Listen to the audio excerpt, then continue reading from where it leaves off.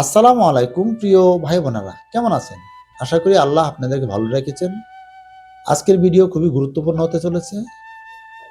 যারা ভিয়েতনামের নারকেলের চারা নিয়ে গাছ নিয়ে যারা হতাশাগ্রস্ত ফলন নিয়ে, তাদের জন্য আজকের এই ভিডিও। এই যে এই গাছটি দেখতে পাচ্ছেন, এটি হচ্ছে গোবরা পোকা আক্রমণ করে গাছটিকে মেরে ফেলেছে। দেখতে থাকুন। এই আরেকটি গাছ, এটাকেও গোবরা পোকা আক্রমণ করে মেরে ফেলেছে। একটা বিষয় মাথায় রাখতে হবে প্রিয় ভাই বোনেরা, প্রত্যেকটা সিজনে গাছের যত্ন আলাদা আলাদা করতে হবে। গাছের যত্ন আলাদা আলাদা করতে হবে, এই বিষয়টি মাথায় রাখতে হবে। দেখতে থাকুন আমি কিভাবে গোবরা পোকা গাছে উঠে গোবরা পোকার আক্রমণ থেকে কিভাবে নিরাপদে থাকতে পারবেন সেটি আমি দেখাচ্ছি। যতক্ষণ পর্যন্ত গাছ থেকে গোবরা পোকাকে বাহির করতে না পারবেন, ততক্ষণ পর্যন্ত এই গাছটি নিয়ে আপনি নিরাপদে থাকবেন না। তাই আগে গোবরা পোকাকে মারতে হবে, তারপর ওই ক্ষত স্থানে ইন্ডোফিল ছত্রাকনাশক লাগিয়ে দিতে হবে। ছত্রাকনাশক ইন্ডোফিল না থাকলে তাহলে আপনাকে গাছে হলুদ প্রয়োগ করতে হবে। হলুদ না, শুকনা হলুদ প্রয়োগ করলে এই হলুদ হচ্ছে এমন একটি ওষুধি গাছ, এটা হচ্ছে প্রাকৃতিক ওষুধ। এই বিষয়টি মাথায় রাখতে হবে। দেখুন আমি সরাসরি ভিডিও করে আমি আপনাদেরকে দেখাচ্ছি কিভাবে গোবরা পোকা থেকে আমি রেহাই পেলাম। প্রতি বছর বছর আমার খুবই কষ্ট হয় প্রিয় ভাই বোনেরা। আমি গোবরা পোকা প্রত্যেকটা বৃষ্টির সিজনে এই গোবরা পোকাগুলো আক্রমণ দেখা যায়। আমি এই গোবরা পোকাগুলো বৃষ্টির সিজনে প্রত্যেকটা গাছে উঠে উঠে আমি চেক দিয়ে থাকি, ছিদ্র করে। প্রথমে নতুন ছিদ্র করে গাছের পাউডার জাতীয় দেখা যায়, সেটা দেখলে আপনারা বুঝতে পারবেন যে গোবরা পোকা এখানে গাছে আছে। তারপর আপনারা পদক্ষেপ নেবেন, কোথায় বাসা বেঁধেছে সেটা খুঁজে বের করতে হবে। এই যে দেখুন আরেকটি গাছ হচ্ছে নারকেল ফেটে গিয়েছে। এই নারকেলগুলো ফেটে যাওয়ার কারণ হচ্ছে গাছে বোরনের অভাব, পটাশিয়ামের অভাব থাকার কারণে ফেটে গিয়েছে। গুটিগুলো ঝরে যাচ্ছে। কয়েকটি কারণে গুটি ঝরে যায়, সেটা লক্ষ্য রাখতে হবে। সেটা হচ্ছে পানি কম দেওয়ার অভাবে। একটি নারকেল গাছ, প্রাপ্তবয়স্ক নারকেল গাছ 30 থেকে 35 কেজি পানি খায়, পানি শোষণ করে। এই বিষয়টি মাথায় রাখতে হবে। প্রতিদিন আপনাকে পানি দিতে হবে। এই যে দেখুন, এই গাছটি দেখুন, একজন কাস্টমারের বাসায় আমি গিয়েছিলাম। খুব শখে, খুব আবেগে পড়ে এই নারকেল গাছটি লাগিয়েছিল উঠানের মাঝখানে লাগিয়েছিল। কিন্তু মাটি থেকে গাছ উপরের দিকে উঠে গিয়েছে। গাছের ঠিকমতো যত্ন করছে না, পানি দিচ্ছে না। আপনারা দেখতেই পাচ্ছেন কিভাবে গাছের গোড়া শুকিয়ে রয়েছে। গাছটি দেখেন কত বড় হয়ে রয়েছে। গাছটির আনুমানিক বয়স হবে 30 থেকে 35 বছর বয়স হবে। তো যাই হোক প্রিয় ভাই বোনেরা, এই গাছগুলো দেখেন, এটা হচ্ছে থাই স্টোন গাছ। এটিও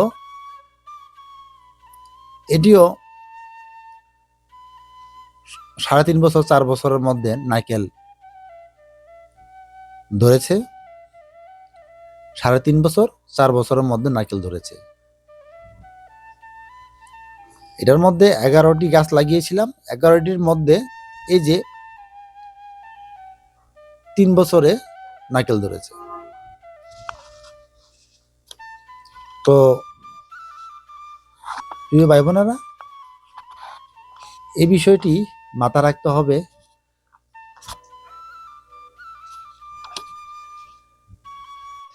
আপনারা যখন এরকম পরিস্থিতি দেখবেন, না ডাবগুলো ফেটে যাচ্ছে, গুটিগুলো ঝরে যাচ্ছে, ঠিক মতো আপনারা পানি দিবেন, তারপর বোরন দিবেন, পটাশিয়াম দিবেন, লবণ দিবেন, জিঙ্ক সালফার দিবেন।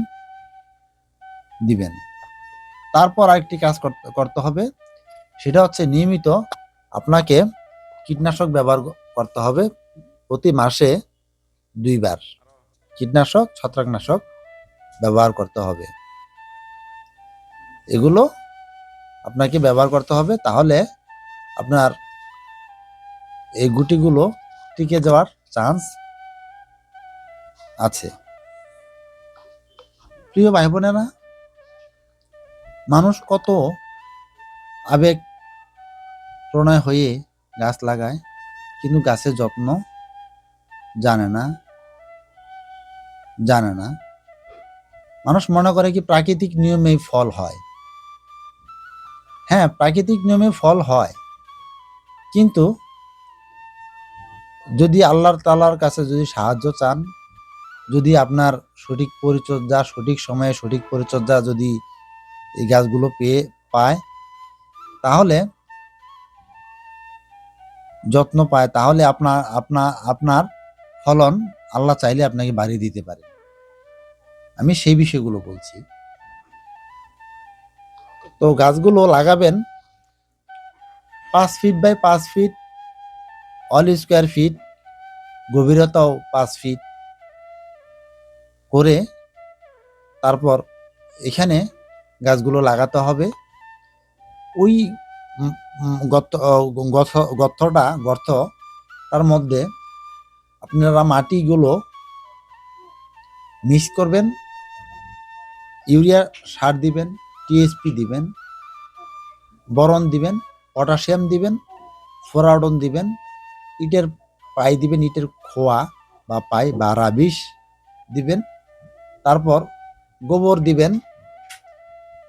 দিবেন 8 থেকে 10 বস্তা শুকনা গোবর, একদম শুকনা গোবর 8 থেকে 10 বস্তা, সিমেন্টের বস্তার, বড় বস্তা না, 50 কেজির বস্তা নয়।